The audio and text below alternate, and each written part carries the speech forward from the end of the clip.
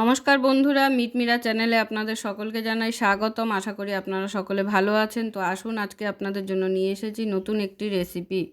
আজ আমি তৈরি করে দেখাবো পাটিসাপটা গুড়ের ক্ষীরসা দিয়ে। আর ক্ষীরেরও একটা রেসিপি আপনাদের দেখিয়ে দেবো, যে ঘরে খুব তাড়াতাড়ি খুব সহজে কিভাবে আপনারা ক্ষীরটা তৈরি করে নেবেন।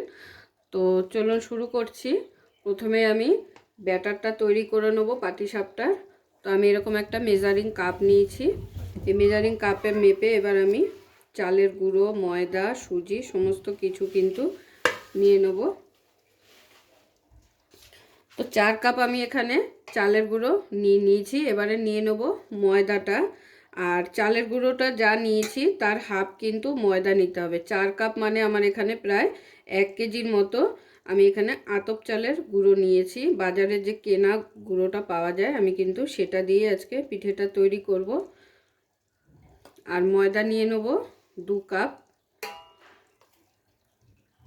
যতটা চালের গুঁড়ো নেবেন তার হাফ কিন্তু ময়দাটা নিতে হবে।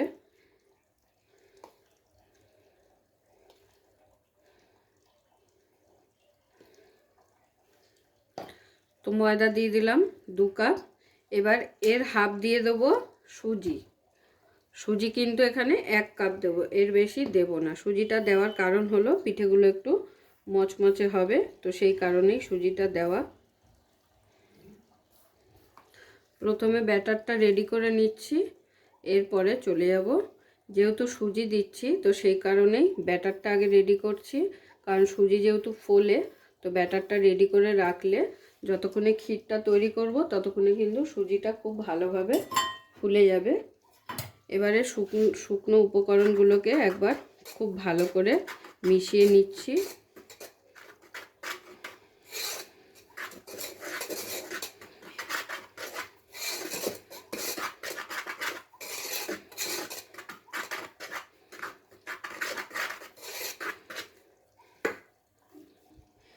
এবারে এর মধ্যে দিয়ে দিচ্ছি সামান্য একটু নুন। মিষ্টি জিনিসে নুন না দিলে কিন্তু মিষ্টির স্বাদ পাওয়া যায় না। তো সামান্য পরিমাণ একটু নুন দিয়ে দিলাম। নুনটাকেও খুব ভালো করে শুকনো অবস্থায় মিশিয়ে নিচ্ছি।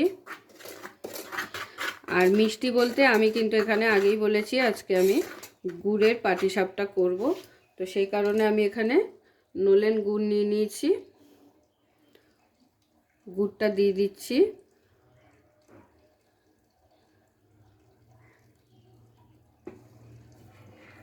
প্রথমে হাফ দিয়ে দিলাম, যদি প্রয়োজন হয় মিষ্টি তো পরে কিন্তু আবারও দেব।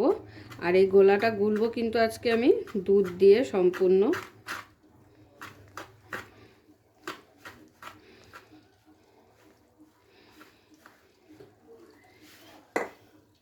এবারে এর মধ্যে অল্প অল্প করে দুধ দেব।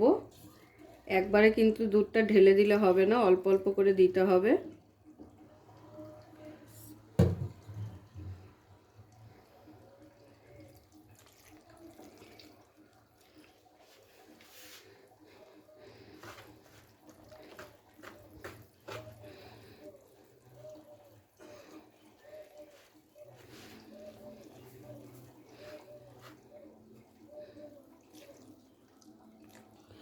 তো দেখুন আমার ব্যাটার কিন্তু একদম রেডি হয়ে গেছে। আর এই ব্যাটারটা বানাতে আমার টোটাল লাগলো 1 কিলো দুধ।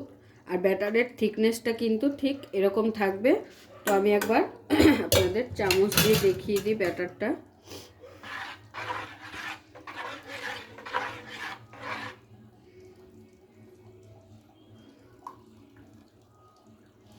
দেখে আশা করি বুঝতেই পারছেন। এই যে দেখুন হাতার পিছনটা ঠিক এরকম হবে।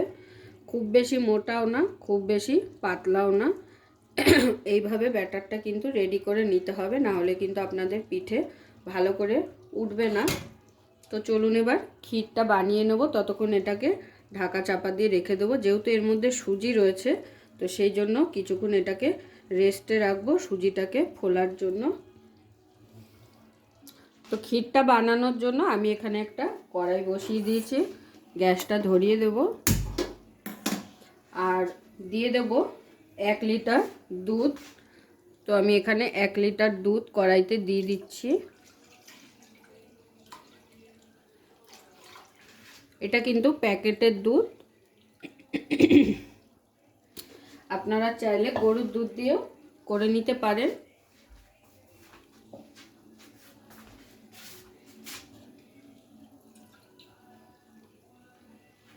বাটিটা ধুয়ে সামান্য একটু জল দিয়ে দিলাম। তো দুধটা যখন হালকা উষ্ণ গরম হয়ে আসবে এর মধ্যে দিয়ে দিতে হবে গুঁড়ো দুধ, যাতে করে আমাদের খিরসাটা খুব ভালোভাবে রেডি হয়। তো দেখুন দুধটা কিন্তু আমার ফুটে উঠেছে। এই সময় আমি দিয়ে দেবো গুঁড়ো দুধটা। আর গুঁড়ো দুধটা কিন্তু আমি গরম জল দিয়ে অলরেডি গুলে নিয়েছি। আপনারা চাইলে যখন দুধটা উষ্ণ গরম হবে তখন কিন্তু দিতে হবে। খুব ফুটে উঠলে কিন্তু তখন দিলে দলা পাকিয়ে যাবে, তো অনেক সময় দলা পাকিয়েও যায়। তো সেই কারণে আমি গরম জল দিয়ে আগে থেকে গুলে রেডি করে নিয়েছি। তো দিয়ে দিলাম দুধটা। এবারে এটাকে অনবরত নেড়ে নেড়ে অনেকটা টানাতে হবে। তো দেখুন দুধটা জাল দিতে দিতে কিন্তু এরকম ঘন করে নিতে হবে। আর এই ঘন হতে হতেই কিন্তু তাহলে আপনার ক্ষীরটা রেডি হয়ে যাবে। আর আমি অন্য একটা কড়াইতে বসিয়েছিলাম, কড়াইটা অ্যাকচুয়ালি ছোট হয়ে গেছে, তো সেই কারণে কড়াইটা আমি ট্রান্সফার করে নিয়েছি একটা বড় কড়াইতে। যেহেতু অনেকটাই দুধ প্রথমে বুঝতে পারিনি, তো অনেকটা বেশ ঘন হয়ে এসেছে অলরেডি।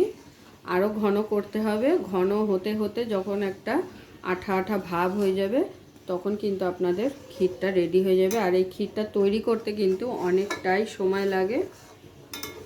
আর একবার যদি ক্ষীর তৈরি হয়ে যায় পিঠেগুলো ভাজতে কিন্তু একদমই সময় লাগবে না, খুব ঝটপট তখন পিঠেগুলো তৈরি করে নিতে পারবেন।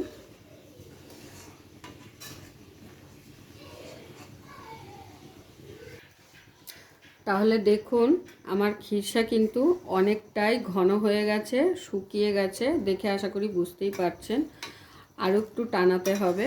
তো এই খিরসাটা বানাতে কিন্তু প্রায় আমার 20 থেকে 25 মিনিট সময় লেগে গেল।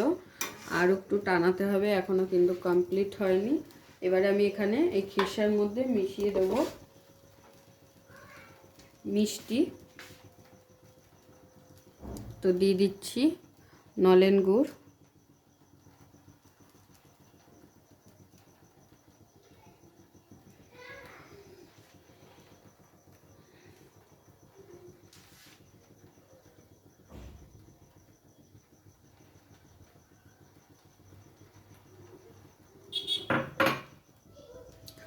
নলেন গুড়টা দিয়ে খুব ভালো করে মিশিয়ে নেব। আর নলেন গুড়টা দেওয়ার কারণে কিন্তু আমাদের ক্ষীরের রঙটা লাল হয়ে যাবে।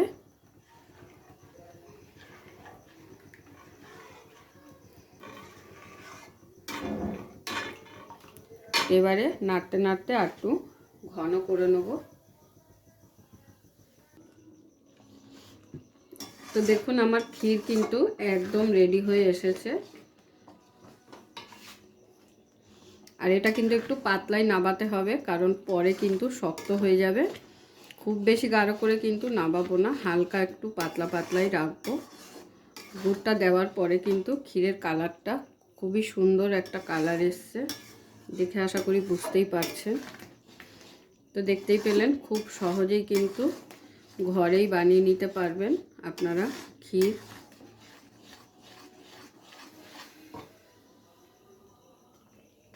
তো দেখুন ক্ষীরটা কিন্তু একদম ঘন হয়ে গেছে। আর আমি এখন এই পর্যায়ে কিন্তু ক্ষীরটাকে নাবিয়ে ফেলবো, কারণ এর থেকে বেশি ঘন করলে কিন্তু তখন পরে শক্ত হয়ে যাবে। আর কিন্তু এটাকে জাল করব না, গ্যাস বন্ধ করে দিয়েছি। এবারে এটাকে একটা প্লেটে ঢেলে ভালো করে ঠান্ডা করে নিতে হবে আমাদের। তো আমি একটা প্লেট নিয়ে নিয়েছি, এবার এই প্লেটের মধ্যে এই ক্ষীরটাকে নিয়ে নেব।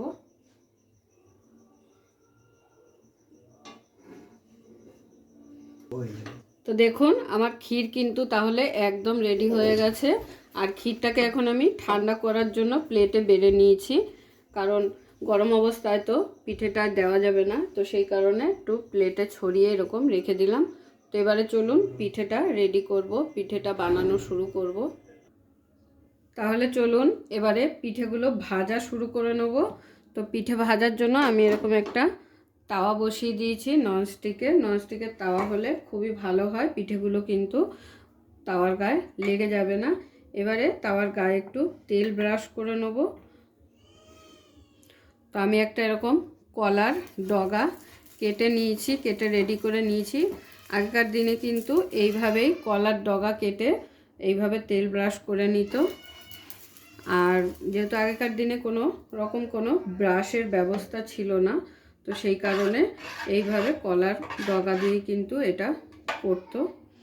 এবারে ব্যাটারটা এর মধ্যে দিয়ে দেবো এই এক হাতা করে, আর দিয়ে হালকা হাতে এইভাবে একটু ছড়িয়ে দেবো ব্যাটারটাকে।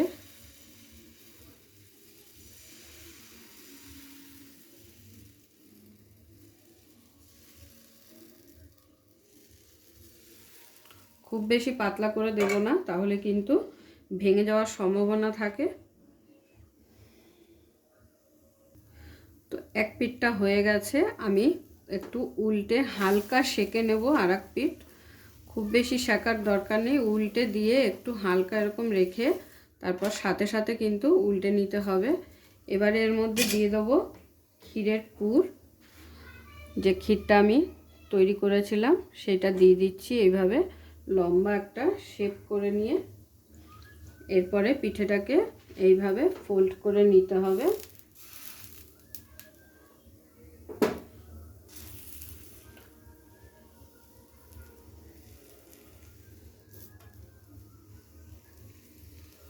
ফোল্ড করে নিয়ে এই দুটো মাথা হালকা হাতে একটু খুন্তি দিয়ে চেপে দিলে কি হবে, আপনারা যে পুরটা ভেতরে দেবেন সেটা কিন্তু বেরিয়ে যাওয়ার সম্ভাবনা থাকবে না।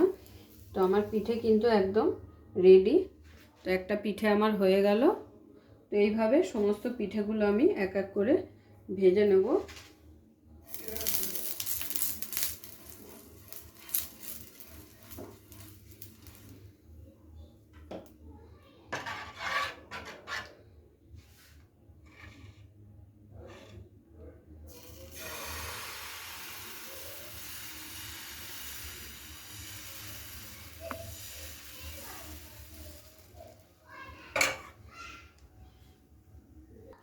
তো দেখুন আমার সেকেন্ড পিঠেটাও কিন্তু রেডি হয়ে গেল।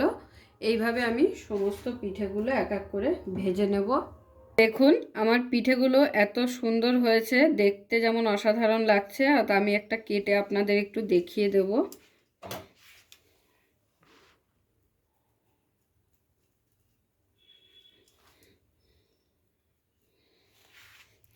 এই যে দেখুন ক্ষীর দেওয়া পাটিসাপটা পিঠে।